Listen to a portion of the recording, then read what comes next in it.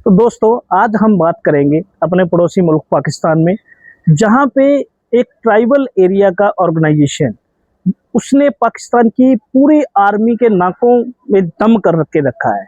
अब जरा इसमें समझते हैं कि बलूचिस्तान लिबरेशन आर्मी ऐसा क्या कर रही है कि पाकिस्तान आर्मी उसके आगे नतमस्तक होने की कगार पे है।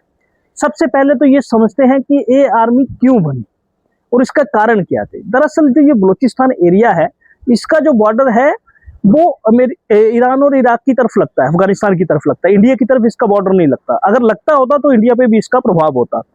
दरअसल इन लोगों के जो मिनरल्स थे उस एरिया के अंदर, जो भी रेयर अर्थ मिनरल्स थे, उन पे पाक आर्मी की नजर पड़ी और उनको एक्सप्लॉइट करना शुरू करा। इसके विरोध में बहुत सारे बलूच नेताओं ने, जो भी ट्राइबल लीडर्स थे या इनके सरदार थे, उन्होंने विद्रोह करना शुरू किया। अब जब विद्रोह करना शुरू किया तो पाक आर्मी ने उसको इतने ब्रूटल तरीके से दबाया कि हम उसके बारे में सोच भी नहीं सकते।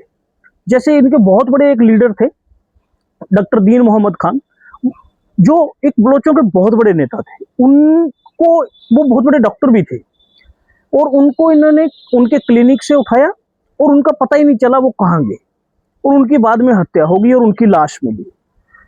इनकी बेटी आज 15 साल बाद भी उनके लिए प्रोटेस्ट कर रही है इस बात को लेके कि वो कहाँ गए एटलीस्ट। और भी बहुत सारे ऐसे इंसिडेंट हैं।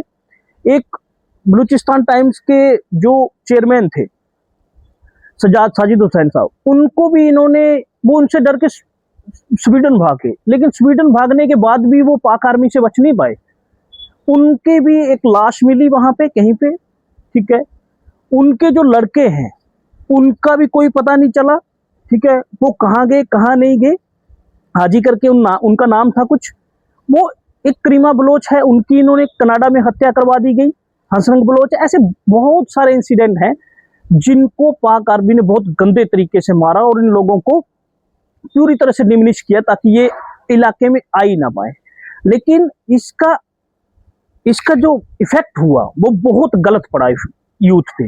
अगर पाक आर्मी ने इन लोगों से बैठ के बात करी होती तो ये भी सद्भाव चाहते थे, ये भी उस एरिया में इस तरह के इंसिडेंट ना होते जो आज हो रहे हैं।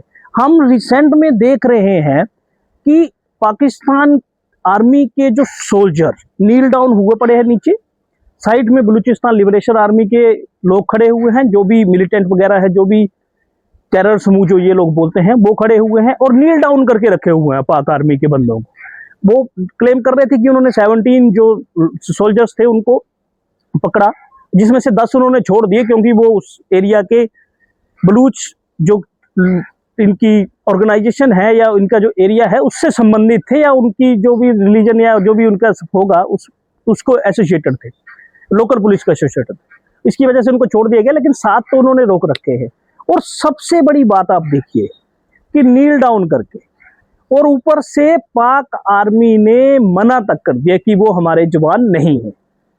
दरअसल इन्होंने हीरोज एक ऑपरेशन चालू किया था बलूचिस्तान लिबरेशन आर्मी ने। अब ये हीरोज 2.0 है, मतलब उसका एक एडवांस वर्जन इन्होंने लागू किया, जिस वजह में बोल रही है ये जो इन्होंने सोल्जर्स को पकड़ा।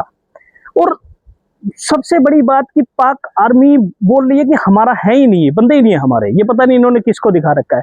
अब जब उन्होंने दोबारा वीडियो, एक हक्काल इनका मीडिया जो चैनल है वो इनका मीडिया हैंडल है बलूचिस्तान लिबरेशन आर्मी का, उसका हक्काल नाम है, उस पर इन्होंने रेगुलरली वीडियो डाला। एक वीडियो इन्होंने अभी रिसेंट डाला, उसमें वो अपने फोटो ID कार्ड, जो भी आर्मी का नंबर, वो कहाँ से रहते हैं, उनका घर कहाँ है, परिवार कहाँ है, उनके पिताजी का नाम क्या है, ये सब चीजें वीडियो रिकॉर्डिंग में उन्होंने पाक आर्मी को, पूरे वर्ल्ड को दिखाई। पाक आर्मी को तो किया, लेकिन पाक आर्मी ने फिर भी मना किया कि ये हमारे नहीं है, ये सोल्जर्स हमारे नहीं है। तो आप किस लेवल की आर्मी हो? आप एक टेरर ग्रुप से अपने जवानों को नहीं छुड़ा सकते। आप किसी दूसरे देश से क्या युद्ध लड़ोगे? अब आप बोल दीजिए ट्रंप को कि बलूचिस्तान लिबरेशन आर्मी पे आप 400% टैरिफ लगा के हमारे बंदों को छुड़ा देगा वो? आप तो उनको अपना बड़ा दोस्त मान रहे हो, उनके बोलने पे खड़े हो रहे हो, उनके बोलने पे बैठ रहे हो, उनके बोलने पे नीतियां बना रहे हो, उनके बोलने पे ये। अब इनकी मांगे क्या है? सोचने वाली बात है कि जो बलूचिस्तान लिबरेशन आर्मी है, इनकी मांगे क्या है? इनकी सबसे बड़ी मांगे ये है कि जो प्रिजनर स्वैपिंग हो, जो इनके लड़ाके पाकिस्तान आर्मी ने पकड़ रखे हैं उनको छोड़ा जाए, और पूरी तरह से फॉरेन इंटरवेंशन जो है वो इनके एरिया में वो पूरी तरह से बंद हो और कंप्लीट इंडिपेंडेंस ये लोग बलूचिस्तान चाहते हैं। मतलब इनकी कंप्लीट इंडिपेंडेंस दो, एक खुद से अपना राज चलाए और एक नया देश बनाने की ओर अग्रसर है। तो इस हिसाब से ये बांग्लादेश जिस तरह हुआ, पाकिस्तान से बांग्लादेश हटा नया देश बना, इसी प्रकार से बलूचिस्तान लिबरेशन आर्मी भी चाहती है कि हम एक अपना अलग देश बनाए और किसी भी फॉरेन इंटरवेंशन हमारे यहाँ ना हो, हम अपने हिसाब से सरकार चलाए। आपने बीच बीच में देखा होगा, खबरें आती रहती हैं कि ये ट्रेनों को रोक रहे हैं, हाईजैक कर रहे हैं, जाफर एक्सप्रेस पे इतने ज्यादा उसकी ये जिम्मेवारी भी ले रहे हैं, और भी कई धमाकों में इनका नाम आया हुआ है। और बहुत सारे लीडर्स जो हैं, इनके जो बलूचिस्तान के लीडर हैं, वो बहुत सारा काम कर रहे हैं, उग्र हो रहे हैं, यूथ उग्र हो रहा है उस इलाके का, क्योंकि वहां पे जो रेयर अर्थ मिनरल्स हैं उनकी बहुत डिमांड है पूरे वर्ल्ड में। लेकिन पाक आर्मी को कुछ नहीं पता, शहबाज शरीफ साहब कुछ नहीं पता। वो इवन तक पाक आर्मी के डिफेंस मिनिस्टर ने कह भी दिया कि इनके पास जो वेपन है वो बहुत ज्यादा हाईटेक है एज कंपैरिजन टू पाक आर्मी, जो बलूचिस्तान लिबरेशन आर्मी के ऊपर है। सोचो, एक ट्राइबल ग्रुप अपनी आर्मी बना लेता है और एक हाईटेक वेपन रख लेता है। हाईटेक वेपन रखने के बाद भी पाक आर्मी उस पर कुछ नहीं कर सकती, और दूसरे अपने सोल्जर को नहीं बचा सकती। अरे आप अपने 7 सोल्जर को नहीं बचा सकते, आप क्या लड़ोगे किसी दूसरे देश से? आए दिन आप धमकियां दे रहे हो कि हम ये कर देंगे, हम वो ले लेंगे, हम वो ले लेंगे, हम भारत से ये कर देंगे।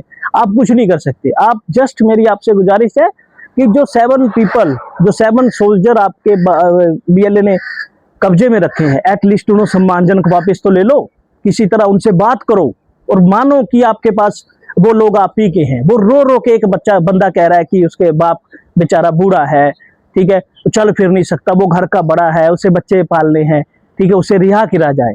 एटलीस्ट मान तो लो वो तुम्हारे हैं। क्यों झूठ बोल रहे हो आप पब्लिक से? क्यों झूठ आप चीजें आप दिखा रहे हो? इस तरह नहीं चलती सरकारें शहबाज साहब, ठीक है। और कोशिश करो कि बलूचिस्तान के जो लीडर्स हैं उनसे बात की जाए, उनसे बात करके उनको कॉन्फिडेंस में लीजिए कि इस तरह की हरकत दोबारा ना करे वो, और भारत को धमकियां देना बंद करिए। आप अपना इंटरनल मैटर सुलझाइए पहले। और नई तथ्यात्मक जानकारियों के लिए प्लीज जुड़े रहिए मेरे चैनल वॉइस एंड व्यूज। धन्यवाद।